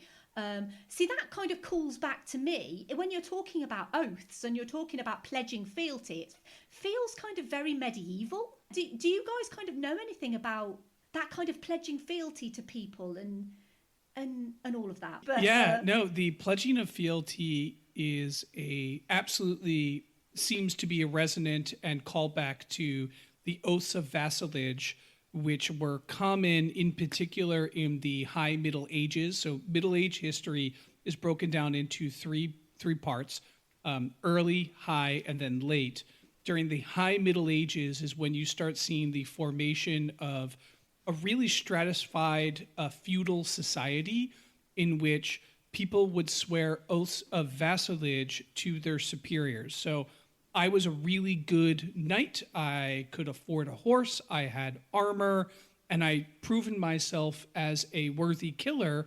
There would be someone who had more knights that had sworn fealty to that knight, saying like, hey, swear fealty to me. I'll give you a plot of land. You'll have a small castle that you can maintain. And if need be, I can call upon you to fight for me. And then they would swear that vassalage oath. And then when called upon, the vassals would have to go and fight for their liege lord. This is the setting of lots of amazing historical, interesting anecdotes. One of the medieval antagonisms between the French and the British, for example, is that the British king, William of Normandy, William the Bastard, also known as William the Conqueror, was technically a vassal to the King of France. And there was antagonism, which is who actually holds more sway. Should England be subservient to France if the line of English kings owe vassalage to the King of France? I am somewhat getting distracted here. We see this in a few different ways in John Wick. First, with the blood marker, which is to swear an oath of vassalage, you have to go through a ceremony. And that ceremony is ritualized and it's codified, and it supplants that relationship. So we see things like the marker as a oath of vassalage. So John's saying, hey, if you can help me get out of the underworld, you'll have this marker. And if you need to call upon me to fight for you, I will fight for you. I will be your knight in shining armor. and I can't say no. Similar to medieval history, as in the world with John Wick, oftentimes the vassals, also sometimes called castellans, would swear these oaths, and then the liege lord would say, come and fight with me, and they'd be like, yeah, I'm kind of in my castle right now. And they're like, I've got weapons, and like I don't really have to, and if you want to make me, then like come fight my castle, good luck. But you're already at war over there, so you can't really fight me over here. So oftentimes these oaths wouldn't be fulfilled, which led to, in medieval structure, a huge power vacuum in the question of where does power come from? Does it come from the king? Does it come from the church? Do the lords really have all the power? Is the king just a figurehead? And ultimately in medieval society, everything got structured around kings, and kings became the absolute authorities, similar to we see in this world. So we can imagine this world had gone through something like this, where it sets up these really like very clear structures. There's a oligarchic council, a council of 12. We learn in the third movie, there is he who sits above the council, and that's presumably the king of the underworld, who can make decisions without having to clear it through the council. They have set rules and guidelines of how people should behave and act, where they can kill, where they can't kill. I think it's a really interesting note that like the entire criminal world is analog. Makes sense. If it's too digital, it's too easy to track. But if it's a name on a chalkboard, it can be erased. Because they're criminals, they deal with paper, books, pencils, all very important symbols here. Stuff that's easy to shred. Chalk, and stuff that can also be turned into weapons. Yeah. If need be, like John Wick does. So there is a air of sort of medievalness in the basic like rules that we see and how this world is governed. It also kind of mimics the Catholic Church. The Catholic Church is considered to be an Episcopal church, so it has a pope at the top, and underneath that you have a conclave of cardinals, and they are sort of like the Council of 12. And then underneath that, you have all these individual parishes and other structures, and it's also highly stratified with a set of rules that people must follow, because those rules coming from the top come from God. And in practice throughout history, people are kind of meh on actually following those rules, where the common people are held to them, but where if you're powerful enough and rich enough, you're not necessarily held to them, is another way that we can see. And the Catholic Church is obviously an institution formed out of the late antiquity and early medieval period, so it kind of fits that whole theme. Wow, that was perfect. That was the most perfect response. And again, like, this is the reason why I wanted you guys on for this. I'm so glad you guys have come on for John Wick. I'm so happy. So am I. I really had I had seen the first one before we actually agreed to do this, and I knew that I could extract some mythology from it, obviously with the Baba Yaga references, but like I had no idea what I was in for with just like how much is going on underneath the surface with these movies. It's just kind of baking in this like incredible tapestry of references and of illusions, and just really enriching this whole universe. Absolutely. It just kind of goes back into what we've already said, that these are not just, by the numbers action movies. I mean, there's so many by the numbers action movies out there that are literally just, a guy with a gun who will just, bang, bang, kill some people. These are so detailed in their execution, in their mythology, in their world building, even in their characterizations. Because like I say, you could argue that John Wick is a very one-note character, but I feel like he's got a lot of more of a deeper meaning than many kind of the standard action heroes that that Hollywood kind of pumped out in the, in the 90s, where you had like action heroes were kind of the norm, and you always had this one guy and it was him against the world, and, he took vengeance for X, Y, and Z. But I feel like these movies, obviously they like to pay homage to a lot of other movies, you know, specifically things like martial arts movies. And Good, the Bad, and the Ugly, and yeah. Yeah. So there's a lot of homages there to a lot of other genres that I feel like they're obviously taking all of these things and they're putting them all together, but they're doing it in such a way that always kind of feels very interesting to watch. I am very interested to see again what they do for John Wick Chapter 4, which is due out, I believe, next year, because obviously a lot of movies have been postponed, you know, their releases. There will inevitably be a knock-on effect for movies that are due out in 2021. Then you know, things may get delayed. But I feel like with these movies that on the surface, they're pretty to look at. You know, the music is nice. You know, the music I find very interesting because they're movies that have roots in classical music. You know, in the Continental they play quite a lot of classical music, but also they also play quite a lot of like techno music. And I kind of feel like these movies are at home with, you know, the likes of Vivaldi as much as they're at home with the likes of Skrillex or something like that. And it feels like very weird to describe them. If you had to describe these movies to someone, you could kind of say, well, yeah, it's an action movie. You know, Keanu Reeves shoots a lot of people for vengeance. In a way, like with John Wick, with him sort of digging deeper into this criminal underworld, the viewer is kind of digging deeper into the layers that this movie represents. And I find it so fascinating. I genuinely do. But again, that's why you guys are here, because I feel like with you guys kind of on the Verbal Diorama team for this episode, you know, together, that we are kind of peeling these onion layers, so to speak. Yeah, you know, Shrek reference there. and kind of going really deep into the real kind of themes behind this movie. And it just makes it even more fascinating for me. Yeah, totally 100% agree. And the way I describe John Wick when I find someone who hasn't watched it, I would say, what if an action movie could be as close to high art as high art? And ask that question, and then the answer is, then you have the John Wick. And because I really do think these movies are, you know, not to oversell them, they're transcendent. There is something to them, and it's down to every single thing happening correctly.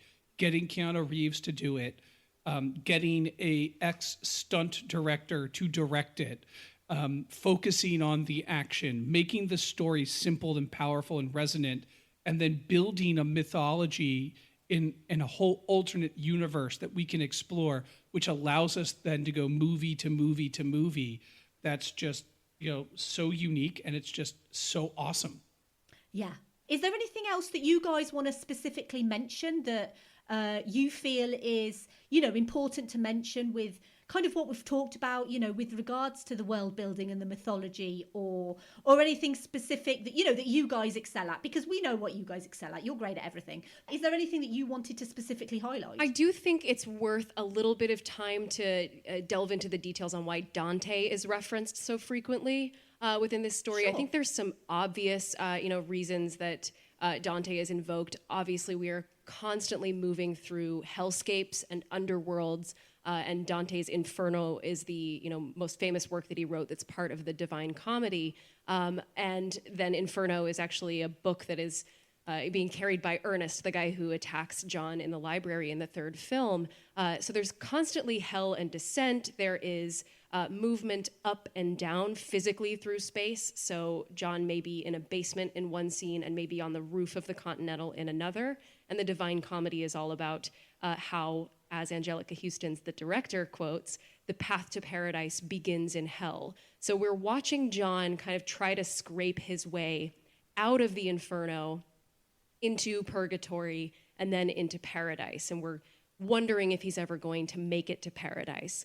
I do think if there is a purgatory in this film, it's Casablanca, because Casablanca in film history represents purgatory. In that classic film, it's where Americans and expats go to await their boat or their plane that helps them escape to the US. But this kind of frequent imagery, and then of course the placement of Helen as the John's deceased wife, as the like final goal, as the thing that he wants to remember, is also invoking Dante, because the Divine Comedy ends with Dante the traveler, Dante the pilgrim, leaving his guide Virgil, who is the famous Greek poet, and joining his Beatrice, the woman that he loved in life.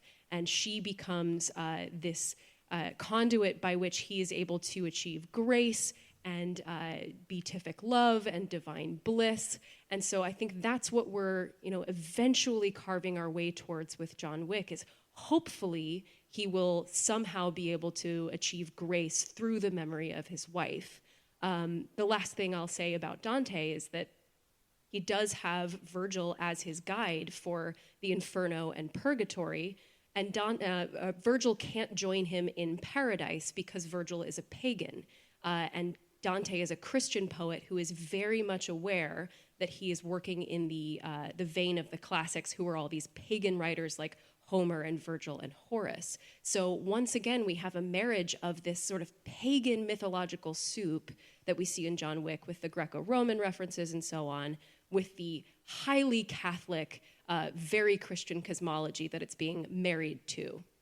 That was, oh my God, I love you guys. That was honestly so perfect. Like, I could do an episode on the John Wick trilogy, and I could talk about, the stunts and the music and the look, and all of that stuff. But there is no way on this earth that I could talk about the link to Dante's Inferno. There's just no way. That is why you guys are here, and that is why I'm just so thrilled that you are here to tell everyone who's listening, and me, because I'm learning stuff. I'm learning stuff, guys. How deep the layers of this movie actually go, and how you can sort of reference something like Dante's Inferno from John Wick. I just genuinely find it so fascinating, and I feel like now I actually want to go and learn a bit more about Dante and Dante's Inferno. So the obligatory Keanu reference for this episode is going to be really tough. I don't know how you're going to do it, Em. I really don't. I just don't. I mean, do you guys have any suggestions as to how could we link this movie to Keanu in any way? I mean, there's some Matrix references. Do you know what I was just going to say? Maybe we could talk about the fact that the director of this movie obviously worked with Keanu on the stunts for The Matrix. Maybe we could get that in somehow. Obviously, the Lawrence Fishburne thing. Obviously, Derek mentioned earlier there is a link to The Matrix, which obviously starred Keanu. But otherwise, I'm kind of coming up a bit of a blank. I'm not going to lie. It's the first time I think we should skip the Keanu reference. Dante's Inferno, Satan, Al Pacino, Devil's Advocate. Oh my God! Yes. We did it. Yes. We did it, guys. Perfect. We did it. Perfect reference. I mean, there was no other way that we could have done it. I mean, Derek, I thank you. You are today's king of the obligatory Keanu reference, because there's no way we could have done it. I really do love that movie, The Devil's Advocate. Obligatory Keanu reference. It was very difficult, but thank you to Derek. Thank you to Laurel for her suggestions as well. I think we finally managed it. We got through it. We got through it. It is something that I love to do, and I feel like it's kind of my thing now. But I actually really love, because I know you guys referenced it. The episode's gone out of my head. In Hot Fuzz. Hot Fuzz, yes. Oh, that was a great episode. But yeah, obviously, I love it when other people kind of take on an obligatory Keanu reference and they kind of call back to me. I absolutely love it. It's my favourite thing. It's still one of those things that I always get such a thrill out of when other podcasts kind of reference Verbal Diorama in some way, or just kind of, give me a bit of a shout out, or I absolutely love it. I still love it to this day. It's one of my favourite things in the whole world. Yeah, it's so heartwarming. Anytime you guys want to call out an obligatory Keanu reference, just feel free. You have my undying permission to use an obligatory Keanu reference on the Midnight Myth anytime you want. Thank you. I just want to quickly go through figures, budgets, because obviously these three movies have each kind of got more expensive each time, and you can see it on screen. I mean, they as the movies progress. I mean, the first movie looks very nice, you know, it's very stylistic. And then the second movie, as I said, we go to Rome, we get even more amazing sets and scenery with the catacombs and this Italian rave, which is like all neon and very cool. I'd really want to go to that party. I don't want to get shot, but I want to go to the party. And then moving on to the third one. Obviously, in the third one, you know, we're talking big names in the cast. We're talking Halle Berry. We're talking the legendary Angelica Houston. And as you get more of these people in the cast, it's going to cost a little bit more money. So the first movie cost $20 million, which is actually very modest for really any movie. I mean, for any movie to cost $20 million nowadays is practically unheard of, really. And that ended up returning $86 million worldwide. So they were very happy with the returns on that movie. So then they made a second movie and they upped the budget to $40 million. And then that returned $171 million. So they were very, very, very happy with that. So then they commissioned a third movie, which I kind of read that Keanu Reeves and Chad Stahelski weren't actually all that enamoured about coming back for a third movie. They took a lot of time to think about it. They wanted to have a reason for John Wick to come back. And, you know, a proper progression of the story, which again kind of goes into this these themes of they want to put as much detail in as possible. They don't just want to bring John Wick back for the sake of it. They actually want a reason to bring him back. So the third movie, they upped the budget to $75 million, which again is actually quite modest, really, when you think about it. And that ended up returning $326 million. So anyone who ever worked on John Wick or invested in John Wick or produced John Wick is very, very happy with those figures. And as I said, there's a sequel that is currently due out in 2021, which will obviously, again, up the budget and undoubtedly will make them a lot of money. And let's hope that Keanu has a percentage in those figures because he deserves it, because he's very attractive and he's great.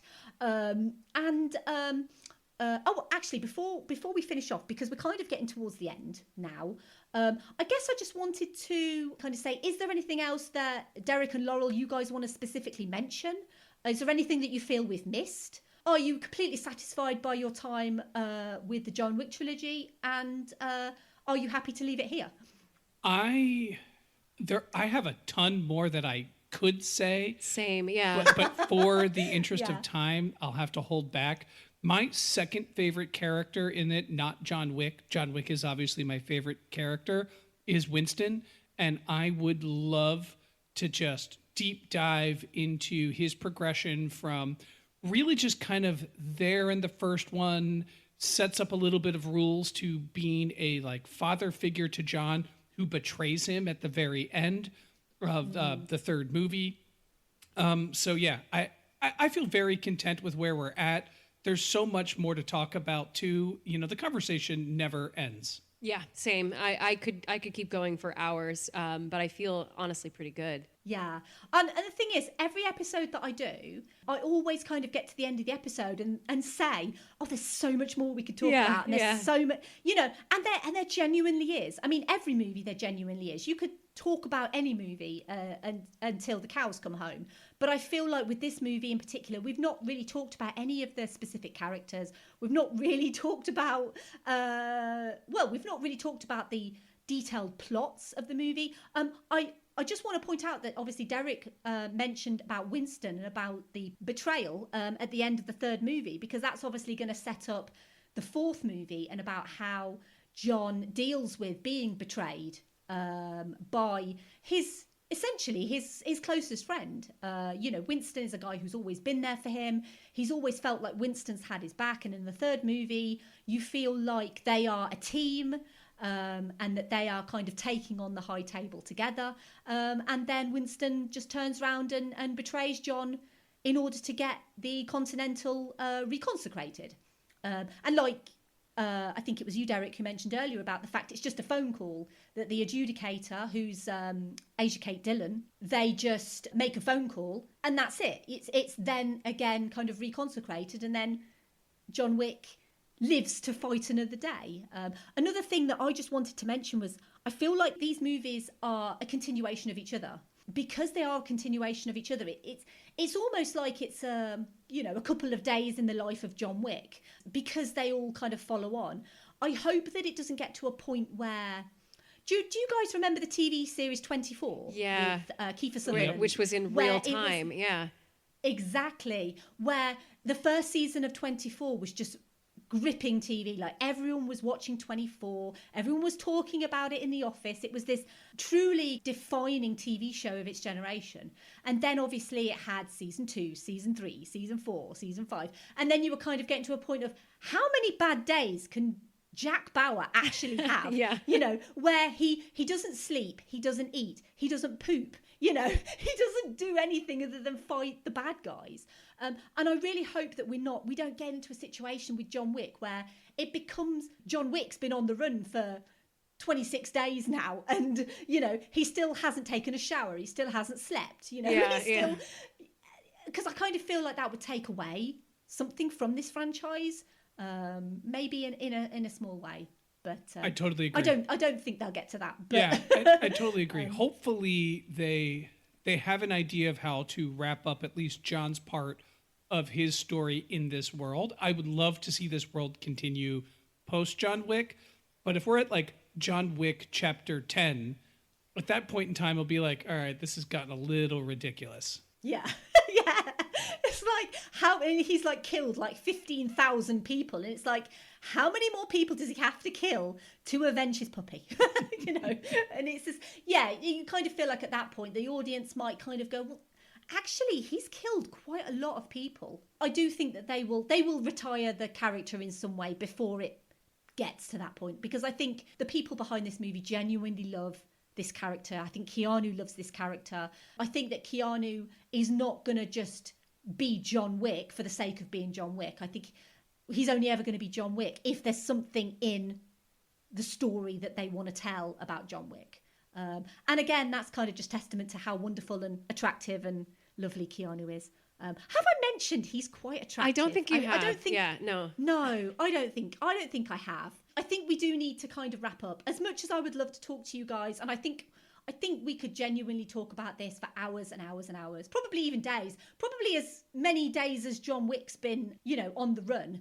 We could probably talk about his story and the legacy and the lore and the mythology behind this really fantastic franchise of movies that I think people need to give more credit to than they actually do. I think people enjoy them, but I don't think they really kind of go deep into the story. And I'm just absolutely thrilled that you guys have come on and you've been able to kind of really delve deep with me into the myth of John Wick. So thank you so much. Yeah, I mean, it's a pleasure to be with you on anything, but I feel tremendously honored to come on for a Keanu film for, on Verbal Diorama, like the greatest Keanu podcast, but also just like such a vast and epic series of films that we were able to go so deep and talk about so much. I feel honored. So thank you. And I totally agree. I think John Wick doesn't get the critical credit it deserves in much the same way that I don't think Keanu Reeves, the actor,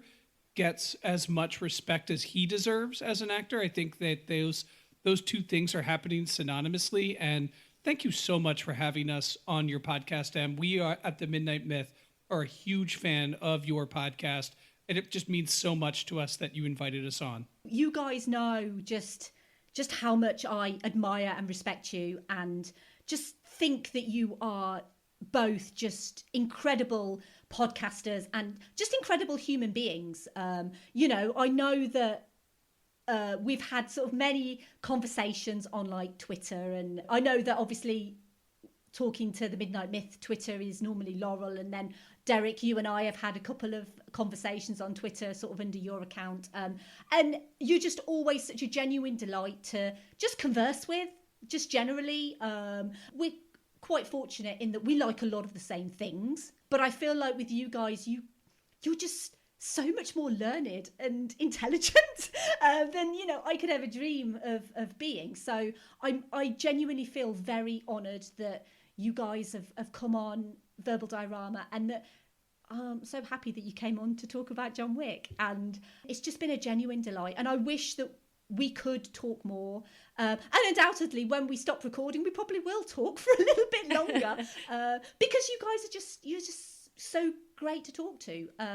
And yeah, your podcast is genuinely one of my favourites. I learn so much from you guys. I feel like in many ways, I'm the pupil and you guys are like the teachers. It's just like teaching me all this really incredible stuff. I think you're wonderful. I'm speechless, but just everything you're saying goes both ways. Just thank you. Yeah. It's just a podcast living right now. Just generally. Well, one of the tough parts about both Laurel and I's schedule and researching our own podcast is that I genuinely don't have a lot of time to listen to other podcasts, which is something that the reason I started podcasting was because I loved them. And I always make time for yours, Em, because yours is my favorite podcast out there about film, not my own, obviously. And yeah, everything that you do is just so delightful. You have so much joy in what you do with the verbal diorama. And yeah, just mutual admiration society here. Obviously, what I want you guys to do is now that we've all gushed over each other and each other's podcasts, I want to give you guys an opportunity to plug the Midnight Myth and basically tell everyone where they can find you, where they can find your podcast, where they can follow you guys, and just basically anything that you want to say about the Midnight Myth. Yeah, absolutely. So we are available on pretty much every podcatcher out there. So Apple Podcasts, Spotify, Google Podcasts, Stitcher, etc. Wherever you listen, you can probably find the Midnight Myth. We are also on all the social medias. You can find us on Twitter at The Midnight Myth and on Instagram and Facebook at Midnight Myth Podcast. And we would just love to hear from you if you've got questions, if you've got thoughts, if you've got episodes you'd like us to do. We're always looking for feedback and just a good conversation. You can also head to our website, midnightmyth.com, for tons more. We do blogs and all that stuff. We also just put out a page of featured episodes. So if you are new to the podcast, if you've never listened to us before and you want to know what some of our best episodes are or kind of really good entry episodes to figure out what we do, check that out at midnightmyth.com. We just finished up a Lord of the Rings reread and series, so that's been taking up a ton of our time. But we have no idea what we're going to do next after finishing that book series. But we'll have some more space in our brain after this heavy conversation about John Wick. So we'd love to have you over there. Definitely check it out and hit us up if you have anything to say. Yeah, and if you want to talk to me specifically, I'm available on Twitter at DerekJones198. If you go to the at Midnight Myth, you're probably 99.9% of the time talking to Laurel, not me. Perfect. Right, okay, we're going to wrap this up because, like every good story, there has to come an end. And we need to reach the end of this podcast. But undoubtedly, we will collaborate again on something. I would very much like to. I would very much love to come back on the Midnight Myth if you'll have me. So, and you guys are welcome on Verbal Diorama anytime you like. Yeah, obviously we can talk about that later. But yeah, so I will finish it here. Thank you to everyone for listening. So the next episode is a really, really special episode, actually. It's my favourite sports movie. And I'm not a big sports fan. I don't really enjoy watching sport. I have partaken in sports. I've mentioned on this podcast that I was a kickboxer for a while, but I don't really kind of go a deal for sports movies as a rule. But there is one movie that I just constantly adore that I will always go to if I need a little pick-me-up and if I also need to cry it out a little bit because it always makes me cry. But then again, I think we've established that pretty much everything does. I just have 5 words, and before I say them, I'd just like to say good luck to me finding an obligatory Keanu reference for it, because it's going to be a tough one. But all I'll say is there's no crying in baseball, because the next episode is based on a true story of the female baseball teams that were formed during World War II. I'm going to be talking about A League of Their Own, and I genuinely can't wait because I love it. If you like this episode, I've also done episodes on here we go. Titan AE, Captain Marvel, Dread, Who Framed Roger Rabbit, Sky Captain and the World of Tomorrow, Pleasantville, The Cabin in the Woods, Speed, Aladdin 1992-2019, Pirates of the Caribbean, The Curse of the Black Pearl, X-Men Dark Phoenix, Charlie's Angels 2000, The Mummy 1999, The Matrix, John Carter, Willow, The Iron Giant, Scott Pilgrim vs. the World, Logan, Edge of Tomorrow, Legally Blonde, Buffy the Vampire Slayer Season 4, Episode 10, Hush, Mystery Men, Passengers, Stardust, Constantine, Arthur Christmas, Akira, Kubo and the Two Strings, The Incredibles, The Lego Movie, Spider-Man Into the Spider-Verse, Howl's Moving Castle, My Neighbor Totoro, Spirited Away, Treasure Planet, Clueless, Hellboy 2004, Hellboy 2 The Golden Army, Bridesmaids, and Tremors. And they can all be downloaded wherever you get your podcasts from. Really need to sort that list out. You can follow me on Twitter, Facebook, Instagram, YouTube, and Letterboxd at Verbal Diorama. You can sign up to support the show at patreon.com/Verbal Diorama from $2 a month. You can get some fab perks, such as access to the upcoming schedule, a shout out on the next episode, and on Twitter, and episodes early as well, slightly earlier than everyone else. So a big thank you to patrons, Simon E, Sade, Hardy L, Claudia, Simon B, Laurel, Derek, Jason, and Kristen for supporting Verbal Diorama. All my tiers are Keanu themed, obviously.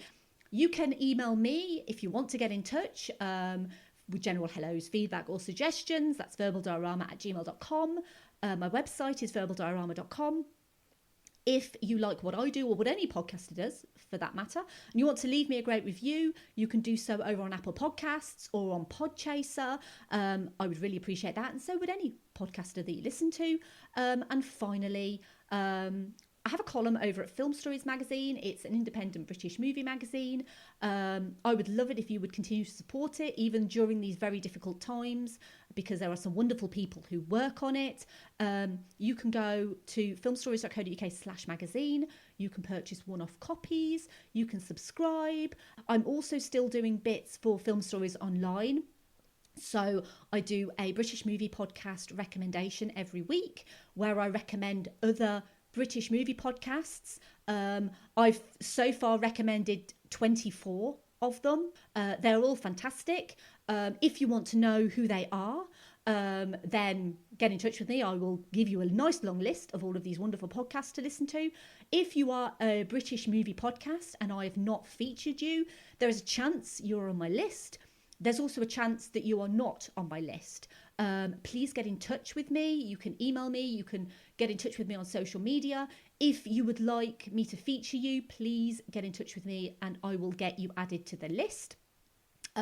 Also for Film Stories, I do an iPlayer list, which is BBC here have a service called iPlayer. It's free to everyone who has a TV license, which pretty much everyone does, and they show movies. They have loads and loads of films that are available for free on their service, so I update that list every week as well. So thank you again to Derek and Laurel for joining me. I guess my final question has to be to Keanu. What did you think of this episode? You're breathtaking! Oh, well, thanks. That's really kind of you. Yeah, I'll definitely let Derek and Laurel know. You're all breathtaking! Oh, shut up. Call me.